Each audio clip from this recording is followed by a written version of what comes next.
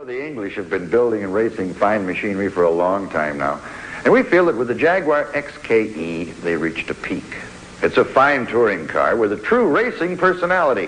When you climb in, you suddenly feel as though you're surrounded by a Swiss watch. With Jaguar precision and perfection, well, it's the name of the game. It's an under-promoted car by American standards, and we were more than eager to unleash it on the track.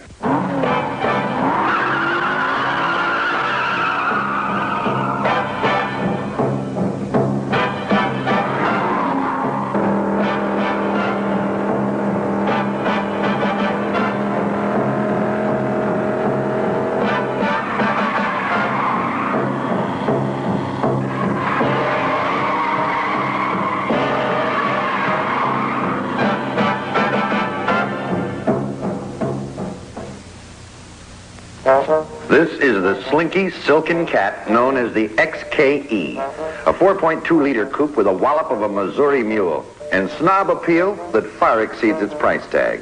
And if performance sold for $10 a pound, this car would cost a fortune.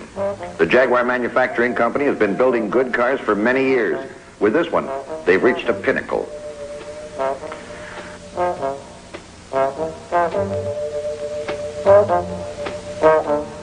No, we didn't run into a bulldozer. That's just the way you get to the goodie department. And this is the mill that makes things happen. A twin overhead cam, 6-cylinder, inline engine with 258 cubic inch displacement and 265 horsepower. The engine is dynamically and statically balanced and is fed by these 3 side draft carburetors.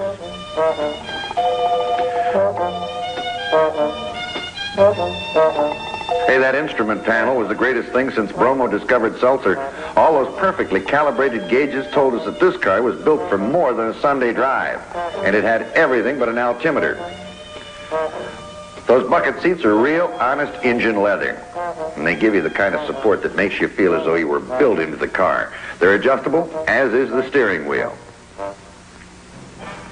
Through the pylon course, we found that those people really know how to build handling into a car. We closed our spacing between the pylons to 45 feet and still ran them at 55 miles an hour. In the front, our XKE had independent suspension with traverse wishbones and torsion bars. Side roll, hardly perceptible.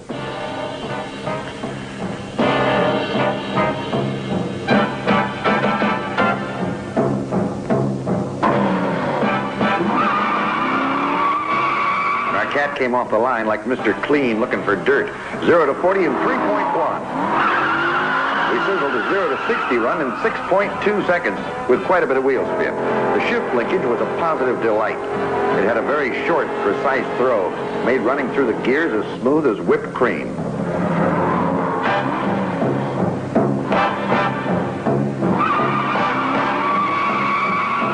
Our 0 to 80 run took 10.9 seconds. We tried for a top-end run, but at 130 miles an hour, the front end felt awfully light, and we were losing feel of the road, so we backed off. In the stop department, she shut down beautifully.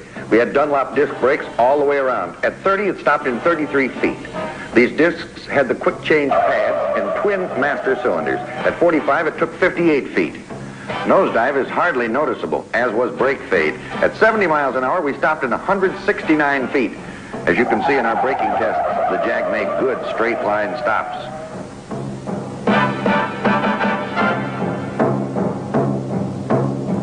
Well, those four-wheel disc brakes give a lot of driver confidence, especially at high speed through the corners.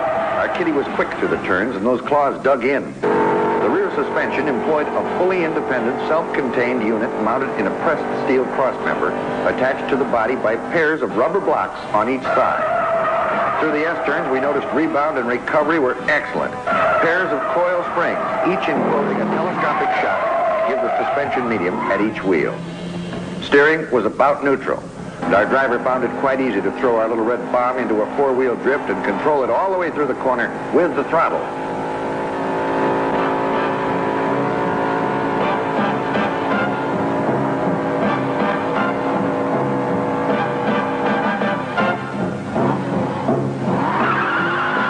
Jag with the driver aboard weighed over 2,600 pounds, which for its class makes it too heavy to race. On the other hand, it has too much speed for the public roads, but it does make for a whale of a touring car. It's as docile as a kitten in traffic, and yet gives out with a wild roar on the track. With that great suspension system, it floats over bumpy roads like a limousine, and anything up to 120 miles an hour is as smooth and easy as a velvet hammer. Truly, it is a different breed of cat.